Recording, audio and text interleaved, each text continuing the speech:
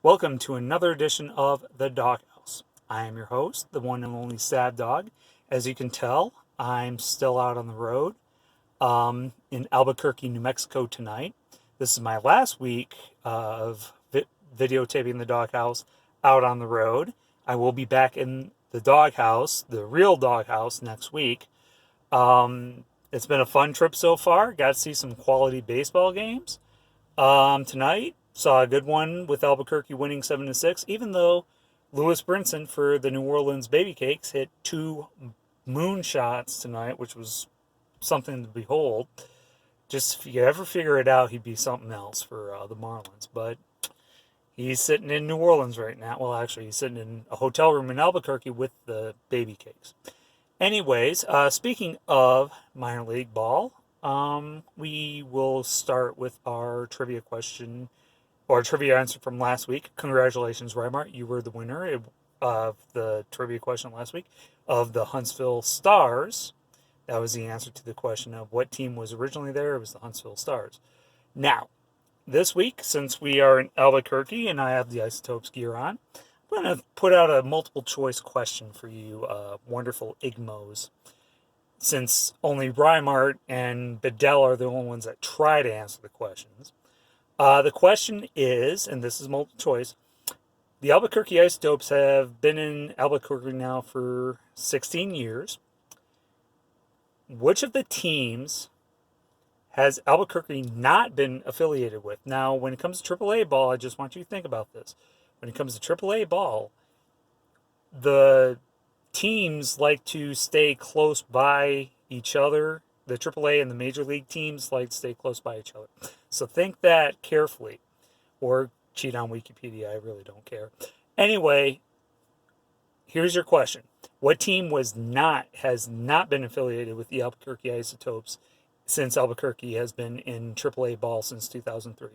Is it A, the Los Angeles Dodgers, B, the Florida/Miami Marlins, C, the Arizona Diamondbacks, or D, the Colorado Rockies? Go ahead and answer that, whether it's on YouTube or Slack or on the Yahoo message board. Look to hear for some of your answers. It'll be an interesting answer. So, with that out of the way, let's recap last week. Baddell. Gotcha. You keep talking to me about my offense being bleh. Well, guess what? My offense pretty much got you this week, didn't it? Didn't it? Right, Baddell. It did. Gotcha. Beat you down pretty good. Have your little pity party. I know you're probably sulking it in tonight, tomorrow, whatever. That's why your cup of joe is being pushed till later.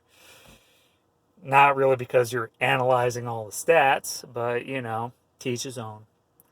Gotcha. Now, to be fair for a minute, Thrills and A Harbor, right? This has been a dog-eat-dog year in the Fantasy League, BFFFL League.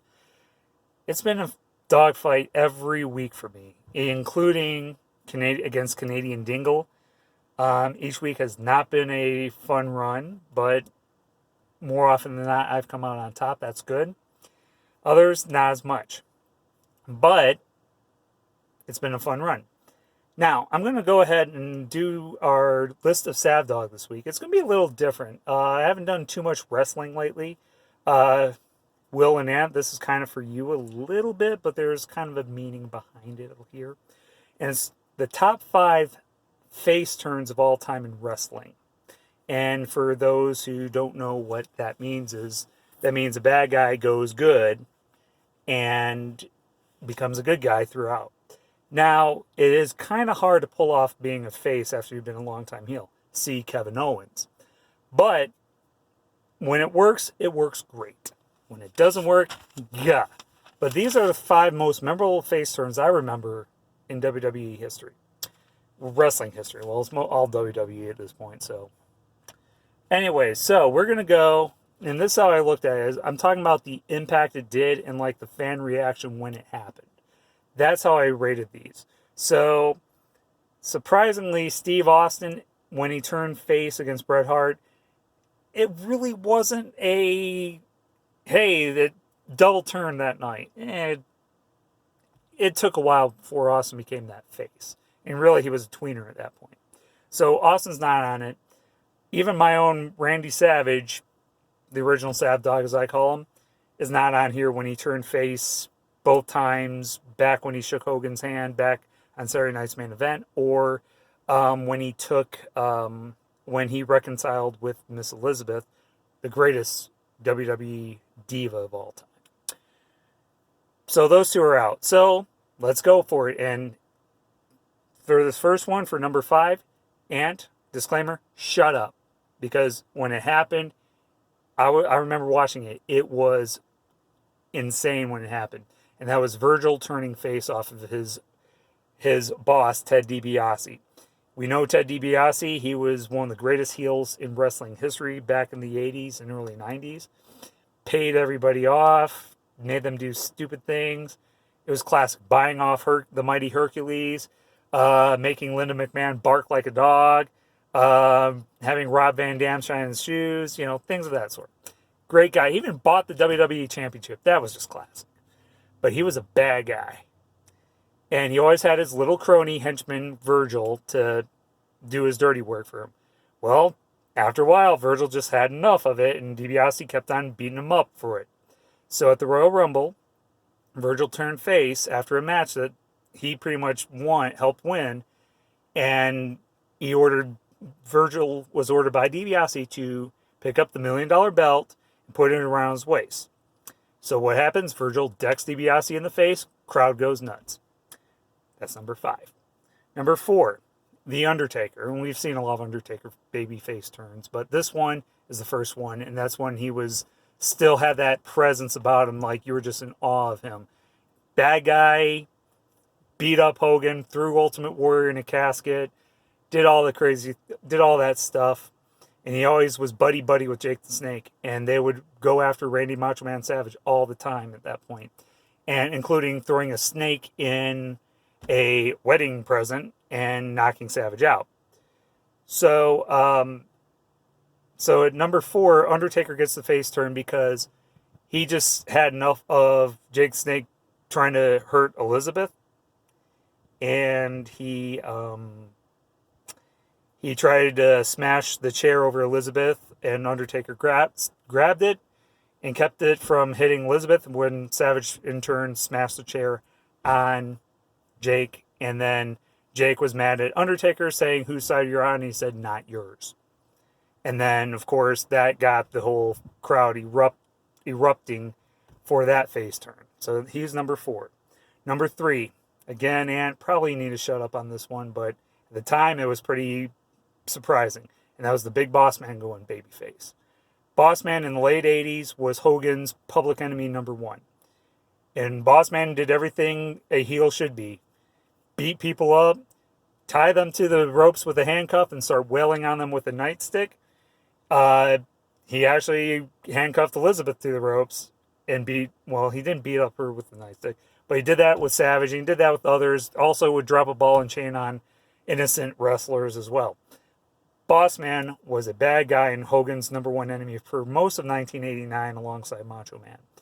But early 1990, Boss Man had a face turn because, once again, it was Ted DiBiase kind of getting Boss Man to turn face, was when Jake the Snake stole the $1 million belt from DiBiase.